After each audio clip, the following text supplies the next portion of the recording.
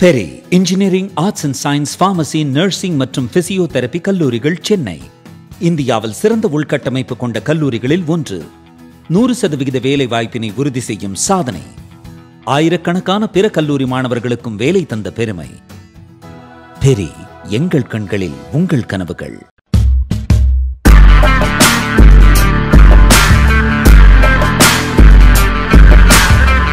வணக்கம் ஜெயன்.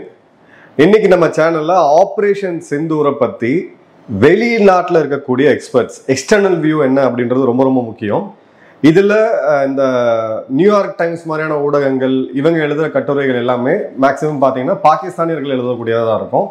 அது மாதிரி இல்லாம ஒரு think tank, Royal United service institute, இது வந்து பார்த்தீங்கன்னா கிட்டத்தட்ட 200-300 வருடம் பழமையானது. யூகேல இருக்கக்கூடிய ஒரு ரெப்யூட்டட் திங்க் டேங்க். இதில் இருக்கக்கூடிய ஒரு மிக முக்கியமான எக்ஸ்பர்ட், கிங்ஸ் யூனிவர்சிட்டியை சேர்ந்த ஒரு பேராசிரியர், உலகத்தில் இருக்கக்கூடிய கான்ஃப்ளிக்ட்ஸ், வார், இதெல்லாம் பற்றி டீட்டெயிலாக ஆராய்ச்சி செய்யக்கூடியவர். அவர் ஒரு கட்டுரையை ப்ரெசென்ட் பண்ணியிருக்கிறாரு. அதில் என்ன இருக்குது அப்படின்றத டீட்டெயிலாக பார்ப்போம். இது கம்ப்ளீட்டாக யூகேல இருக்கக்கூடிய ஒரு குளோபல் ரிசர்ச்சர், வார் அண்ட் கான்ஃப்ளிக்டோடைய ஒரு குளோபல் ரிசர்ச்சர், அவரோட பெர்ஸ்பெக்டிவை, அவரோட அண்டர்ஸ்டாண்டிங் என்ன அப்படின்றத இந்த கட்டுரையில் கொடுத்துருக்காரு. ஸோ அவரை பொறுத்த வரைக்கும் ஃபர்ஸ்ட் ஆபரேஷன் சிந்தூர் இதோடைய ஸ்ட்ராட்டஜிக் அப்ஜெக்டிவ் என்ன, இதோட கேந்திர முக்கியத்துவம் என்ன அப்படின்றத பார்க்கலாம். சிக்னல் ரிசால்வ் அப்படின்றது எதிரியோடைய மனதில் ஒரு ஸ்ட்ராங்கான மெசேஜை கொடுக்கறது. நீ இந்த மாதிரியான பயங்கரவாத செயல் பண்ணினா உங்களை நாங்கள் திருப்பி அடிப்போம், யோசிக்க மாட்டோம் அப்படின்ற மெசேஜ். ரெண்டாவது, டீக்ரேட் டெரர் இன்ஃப்ராஸ்ட்ரக்சர். பயங்கரவாதிகள் பயன்படுத்தக்கூடிய அந்த கட்டடங்கள், அவங்க இருக்கக்கூடிய இருப்பிடங்கள், சேஃப் ஹவுஸு, அதை கம்ப்ளீட்டாக காலி பண்ணுறது. அதன் பிறகு பார்த்தீங்கன்னா இந்தியாவுடைய இராணுவ வலிமையை உலகத்துக்கு இதை வந்து வெளிப்படுத்துறது, ஆனால் ஒரு யுத்தத்துக்குள்ளே போகாமல். இது ரொம்ப ரொம்ப ட்ரிக்கியான விஷயம். நிறைய பேருக்கு அந்த டைமில் பயங்கர மன வருத்தம் இருந்துச்சு, போருக்கு போயிருக்கணும் அப்படின்ட்டு. பட் இந்த ஒரு ஃபீல்டு எக்ஸ்பர்ட் என்ன சொல்றாரு, இந்தியாவுடைய ராஜதந்திரம் என்ன அப்படின்றத எவ்வளோ அழகாக விவரிக்கிறாரு பாருங்க.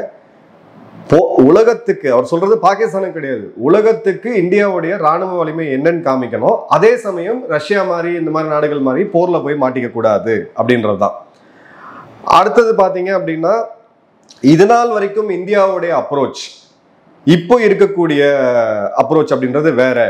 பயங்கரவாதத்தை எப்படி எதிர்கொள்றதுன்னு தெரியாம இந்தியா இத்தனை காலம் பரிதவிச்சுட்டு இருந்துச்சு. கொஞ்சம் கொஞ்சமா அதை ஷிஃப்ட், அவருடைய சொல்றது இந்த பாலாகோட்டுடைய ஸ்ட்ரைக்கு ஒரு மிக முக்கியமான ஷிஃப்டா, பாலிசி ஷிஃப்டா அவர் சொல்றாரு. இப்போ இது வந்து பயங்கரவாதம் அப்படின்றது தனிநபர்கள், இந்த பயங்கரவாத அமைப்புகள் ஒன்று பண்ணுது, இன்னொன்று பாகிஸ்தான் ராணுவம் இவங்க மூலியமா பண்ணக்கூடியது. இப்போ இந்த வந்த பேல்காம்ல வந்த 2 பயங்கரவாதிகள் பாகிஸ்தானோட SSG கமாண்டோ படைப்பிரிவை சேர்ந்தவங்க.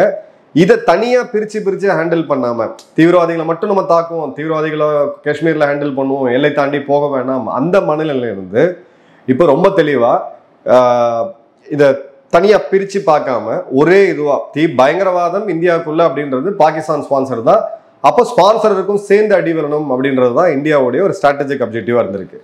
அதன் பிறகு அவர் 2 சொல்றது calibrated use of force, controlled aggression அப்படின்னு சொல்லுவோம். உங்களுக்கு கோவம் வருது, பயங்கர கோவம் வருது. நம்ம எல்லாருமே அந்த சேனல்கிட்ட நம்ம அந்த டைம்ல நம்மளுடைய கமெண்ட்ஸ் எல்லாம் பார்த்தீங்கன்னா அந்த அளவுக்கு கோவம் தெரியும், ஆதங்கம் தெரியும், ஒரு வெறி இருக்கும்னே வச்சுக்கோங்க.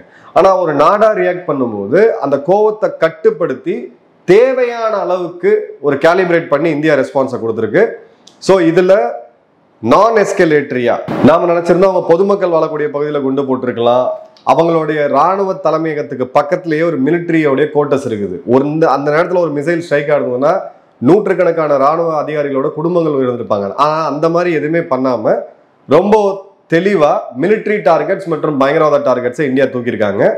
அதே மாதிரி பார்த்தீங்கன்னா ரேடார் பிளாக் அவுட் பண்றது, நோட்டாம் இஷ்யூ பண்றது, ரொம்ப போய் இப்போ இஸ்ரேல் பண்ண ஆபரேஷன்ஸ்லாம் பார்த்தீங்கன்னா நூற்றுக்கணக்கான குண்டை போய் காசால போட்டு வந்தாங்க, எவ்வளோ பேர் கொல்லப்பட்டாங்கன்னு தெரியும். அது மாதிரி இல்லாமல் ஹியூமன் இன்டெலிஜென்ஸ் மற்றும் சேட்டலைட் இன்டெலிஜென்ஸை துல்லியமாக வச்சு கொலாட்ரல் டேமேஜே இல்லாமல், அது குறிப்பாக பாவல்பூர் மர்கஸ் சுபானல்லா அந்த மஸ்ஜித் காம்ப்ளெக்ஸில் தாக்கப்பட்ட விதம் அப்படின்றது இந்நேரம் அமெரிக்கா ஒரு 100 திரைப்படங்கள் எடுத்திருப்பாங்க. ஸோ அந்த அளவுக்கு துல்லியமாக தாக்குனது. அதன் பிறகு எஸ்கலேஷன் மேனேஜ்மெண்ட், 2 நாடுகள் டீம் அணு ஆயுதம் இருக்கு.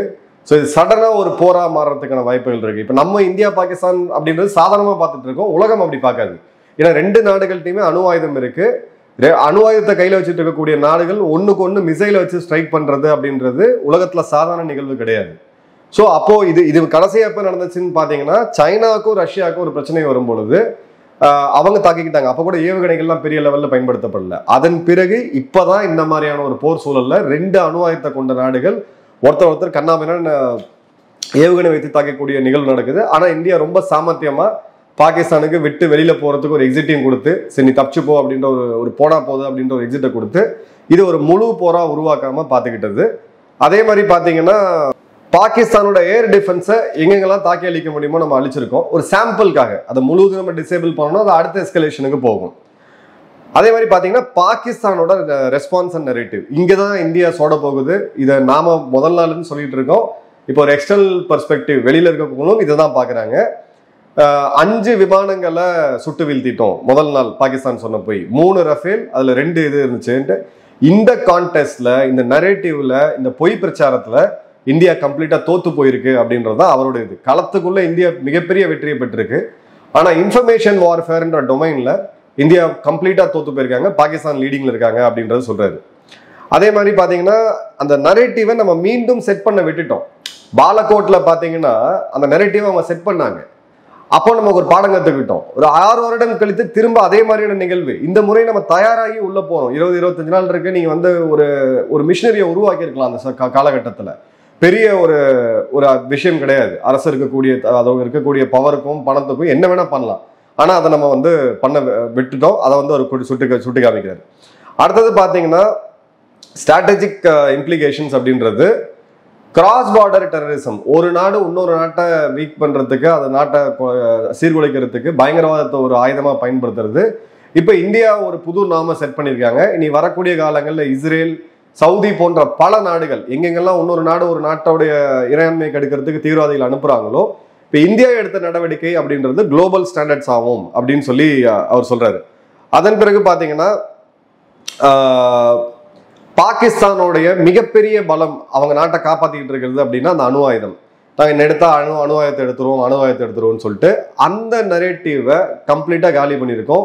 இத்தனை இடங்களை தாக்கின பிறகும் பாகிஸ்தானால எந்த ஒரு பதில் நடவடிக்கையும் எடுக்க முடியல. அவங்க அணு ஆயுதத்தின் மேலேயே போய் குண்டு போட்டிருக்கும் போது அதை காக்க இருக்கக்கூடிய HQ-9 சிஸ்டம் $300 மில்லியன் அளவுக்கான ஏர் டிஃபென்ஸ் சிஸ்டம் அது தாக்கப்பட்டு சிதைக்கப்பட்டிருக்கு. ஸோ இனி அந்த நியூக்ளியர் பிளஃப்ன்றது கம்ப்ளீட்டா காலி அப்படின்றது அவருடைய கருத்து. அடுத்தது பாத்தீங்கன்னா இந்தியாவுடைய military poster, integrated try service operation. இது எல்லா நாடுகளும் பண்ணியிருக்காங்க. ஆனா அமெரிக்கா போன்ற அளவுக்கு வேற எந்த நாடுமே கிடையாது.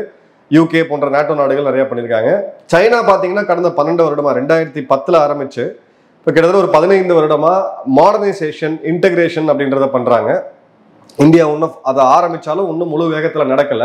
ஆனா கிரைசிஸ்ன்னு வரும்போது அந்த 3 முப்படைகளுடைய இன்டகிரேஷன், அதுக்கப்புறம் அதுல டெக்னிக்கல் நிறுவனங்களா இருக்கக்கூடிய NTRO, ISRO, உளவுத்துறைகள் எல்லாம் ஒன்னா உட்காந்து ஒரு பக்காவா பண்ணியிருக்காங்க. இது மொத்த உலகத்தையும் திரும்பி பார்க்க வச்சிருக்கு. குறிப்பா ஒரு மிலிட்டரி எக்ஸ்பர்ட் ஒரு கிரிட்டிசைஸ் பண்ணக்கூடியவரே இதுல வியந்து நின்று பாராட்டுறாரு அப்படின்றத பாக்குறோம். அதே மாதிரி அட்வான்ஸ் டெக்னாலஜிஸை இந்தியா அதிகமாக பயன்படுத்தியிருக்காங்க. Satellites, drones, loitering ammunition, multi domain capability, cyber warfare பத்தி நிறைய பேருக்கு தெரியாது. அதை பத்தி இப்ப நம்ம பேச வேணாம், அதோட அபிஷியலா வரும்போது நம்ம பேசலாம். மிகப்பெரிய தாக்கத்தை எல்லா விதமான மாடர்ன் வார்ஃபேர் டெக்னிக்ஸையும் யூஸ் பண்ணி ஒரு மல்டி டொமைன் அப்படின்வாங்க. இப்ப சைபர் ஒரு டொமைன், மிசைல்ஸ் அப்படின்றது ஒரு டொமைன், ஏர் டிஃபென்ஸ் அப்படின்றது ஒரு டொமைன், நேவல் ஃபயர் பவர் அப்படின்றது ஒரு டொமைன், ராணுவத்தோடைய வலிமை அப்படின்றது ஒரு டொமைன், ராணுவத்தோடைய தரைப்படை T-72 யூஸ் பண்றது ஒரு டொமைன், பழைய ஒரு L-70 கன் எடுத்து மாடர்னைஸ் பண்றது, இது மாதிரி எல்லா விதமான கேப்பபிலிட்டியும் இந்தியா அந்த 72 மணி நேரத்தில் ப்ரூவ் பண்ணிருக்கு அப்படின்றாங்க. அதன் பிறகு பாத்தீங்கன்னா குளோபல் ரெஸ்பான்ஸ், உலகம் எப்படி ரியாக்ட் பண்ணுச்சு, இந்தியா எப்படி நரேட்டிவை கண்ட்ரோல் பண்ணாங்க அப்படின்ட்டு. இன்டர்நேஷனல் மீடியா முதல் 2 நாள்ல பாத்தீங்கன்னா வெறும் டெக்னாலஜிக்கல் இதை மட்டும் கவர் பண்ணாங்க. அது ரஃபேல் PL-15, சைனாவோட ஏகணைகள் ஸ்ட்ராங்கா இருக்கு, சைனாவுடைய செங்குடு ஏவியேஷன் கார்பரேஷனுடைய பங்கு சந்தை விலை ஏறினதை பார்த்தோம், ரஃபேலோடது வீழ்ந்ததை பார்த்தோம். ஸோ கம்ப்ளீட்டா இந்த காமன் பீப்புள் என்ன தப்பு பண்றாங்களோ அதே தப்பை தான் இன்னைக்கு எல்லா ஊடகங்களும் பண்ணாங்க. இன்ஃபேக்ட் ஊடகங்கள் பண்ணாங்க, அதை பார்த்து காமன் பீப்புள் எல்லாருமே இது பண்ணாங்க, பொதுமக்கள். ஏன்னா அவங்க 2 வீழ்த்திட்டாங்க, நம்ம எத்தனை வீழ்த்தணும், அவங்களது 3 டேங்க் வீழ்ந்துருச்சு, நம்மளது எத்தனை 3 டேங்க் வீழ்த்தணும், ஒரு யுத்த களத்துல விஷயம் அது கிடையாது. எதுக்காக நம்ம அந்த ஆபரேஷனை, மிலிட்டரி ஆபரேஷனை ஆரம்பிக்கிறோம், அதோடைய குறிக்கோள் என்ன, அந்த குறிக்கோள் நிறைவேறியிருக்கா இல்லையா, எந்த அளவுக்கு நிறைவேறியிருக்கு, எதிரிக்கு நம்ம கொடுத்துருக்கக்கூடிய மெசேஜ் என்ன, எதிரி எந்த அளவுக்கு பலவீனமா இருக்கான், இதுதான் விஷயமே தவிர நீங்க டேங்கு, விமானங்கள் இதெல்லாம் நீங்க சேஃபா வைக்கணும் ஒரு நாட்டுல அப்படின்னா நீங்க ஒரு பெரிய பாம் ப்ரூஃப் ஷெல்டர் போட்டு உள்ள கொண்டு போய் பார்க் பண்ணி வச்சாதான் அது சேஃபா இருக்குமே தவிர வேற வழியே கிடையாது. வண்டி நீங்க எடுத்துட்டு ஒரு சிட்டிக்குள்ள ஒரு வண்டி ஓட்டுறீங்க, கார்ல ஒரு முக்கியமான பாகம் இருக்கு, பம்பர் அப்படின்னு சொல்லுவாங்க. அந்த பம்பர்ல ஸ்கிராச்சே விழக்கூடாது அப்படின்னா நீங்க வண்டியை வீட்டில தான் வைக்கணும். அந்த நெரேட்டிவை தான் இவர் சொல்றாரு. உலக மீடியாக்கள் எல்லாமே அதை கவர் பண்ணாங்க. அதன் பிறகு இந்தியா பல நாடுகளுக்கு, அமெரிக்கா, யூகே, ரஷ்யா போன்ற நாடுகளுக்கு இதை கொண்டு போய் சேர்க்கும் போது அதன் பிறகுதான் உண்மை கொஞ்சம் கொஞ்சமா வெளியில வர ஆரம்பிக்குது. நிறைய வல்லுநர்கள் வந்து பேசுறாங்க. மேக்ஸ்டரோட சேட்டலைட் இமேஜரிஸ் வருது. நியூயார்க் டைம்ஸ் எழுத ஆரம்பிக்கிறாங்க, இல்ல இல்ல இது பாகிஸ்தான் தான் அதிகமா அடி வாங்கியிருக்காங்க, பாகிஸ்தான் தான் இதுல நொறுக்கப்பட்டிருக்கு அப்படின்ட்டு. அடுத்த நரேட்டிவ் வரும்போது சைனா பாத்தீங்கன்னா டக்குன்னு போயிட்டு இல்ல இல்ல எங்க எக்யூப்மெண்ட்ஸ் எல்லாம் நல்லா இருந்துச்சு, பாகிஸ்தானியர்களுக்கு அந்த அளவுக்கு அறிவு இல்லை எங்களுடைய ஹை டெக்னாலஜி எக்யூப்மெண்ட்ஸ் எல்லாம் யூஸ் பண்ற அளவுக்கு அப்படின்ட்டு. அப்புறம் ஃபியூச்சர் இந்தியாவுடைய டிட்டரன்ஸ் என்ன, இந்த மாதிரி பயங்கரவாத தாக்குதல் தடுக்க முடியுமா, என்ன டிட்டரன்ஸ் அப்படின்னு பார்க்கும்போது ரெசிப்ரோக்கல் ரிஸ்க் அப்படின்ற வார்த்தையை யூஸ் பண்றாரு. நீ என்ன தாக்குனா பதிலுக்கு என்ன நீங்க தாக்கக்கூடிய அபாயம் எந்த அளவுக்கு எனக்கு பலகீனமான, நான் பலகீனமாவேன், எந்த அளவுக்கு நான் என்னுடைய மிலிட்டரி ராணுவ நிலைகளையும் சரி, என்னுடைய ஸ்ட்ராட்டஜிக் பேசிஸ் சரி, எந்த அளவுக்கு இது பண்ணுவேன் அப்படின்றது ஒரு கிளியர் கட்டான டிட்டரண்ட். அதாவது என்ன விஷயம்னா, நம்ம போன காணொலியில பார்த்தோம், இந்த 26 உயிர்களுக்கு பாகிஸ்தான் செலவு பண்ணது அப்படின்னு பாத்தீங்கன்னா கிட்டத்தட்ட $6 பில்லியன், ஒரு 80,000 கோடிக்கு கிட்ட அவங்க செலவு பண்ணியிருக்காங்க. நாளைக்கு மீண்டும் இந்த மாதிரியான ஒரு பயங்கரவாத செயலை அவங்க பிளான் பண்றாங்கன்னா, பிளான் பண்ணக்கூடிய இந்த முட்டாள்களுக்கு தலையில இருக்கும், போன முறை பண்ணதுக்கு இவ்வளவு நஷ்டமாச்சு, நம்மளுக்கு இவ்வளவு பெரிய ஒரு சேதம் ஏற்பட்டுச்சு, இந்த முறை என்ன ஆகும்ட்டு. அதை தான் வந்து ரெசிப்ரோக்கல் ரிஸ்க் அப்படின்றத கட்டுரையாளர் சொல்றாரு. அடுத்தது பாத்தீங்கன்னா இந்தியா எடுத்திருக்கக்கூடிய முடிவு, பயங்கரவாதம் அப்படின்றது போராக கருதப்படும், போர் வேற பயங்கரவாதம் வேறன்னு கிடையாது. ஸோ ஆக்ட் ஆஃப் வாருக்கு ரெடி ஆகுங்க. அப்போ நீங்க ஒரு பயங்கரவாத செயலை பண்றீங்கன்னா நீங்க போருக்கு தயாராகிட்டு தான் நீங்க பண்ண முடியும். ஏன்னா எல்லையில இந்திய படைகள் இன்னைக்குமே ஸ்ட்ராங்கா நின்றுட்டு இருக்காங்க. அதுக்கப்புறம் பாத்தீங்கன்னா பிராடர் ரீஜனல் கான்செப்ட், இது உலக லெவல்ல அவர் பேசுறாரு. இதுல என்னன்னா, இந்தோ பாகிஸ்தான் இந்த திடீர் டென்ஷன் அப்படின்றது உக்ரைன், ரஷ்யா மற்றும் வளைகுடா நாடுகளில் நடக்கக்கூடிய கான்ஃபிளிக்ஸ், அங்க இருக்கக்கூடிய யுத்தங்களை கம்ப்ளீட்டா டைவர்ட் பண்ணிட்டு மொத்த உலகத்தோடைய ஃபோக்கஸையும் இங்க கொண்டு வந்துச்சு அப்படிங்கிறது. அதன் பிறகு பாத்தீங்கன்னா இந்தியாவுடைய சேலஞ்ச் அப்படின்றது காஷ்மீரை மையப்படுத்தி எழுப்பப்படக்கூடிய நரேட்டிவ்.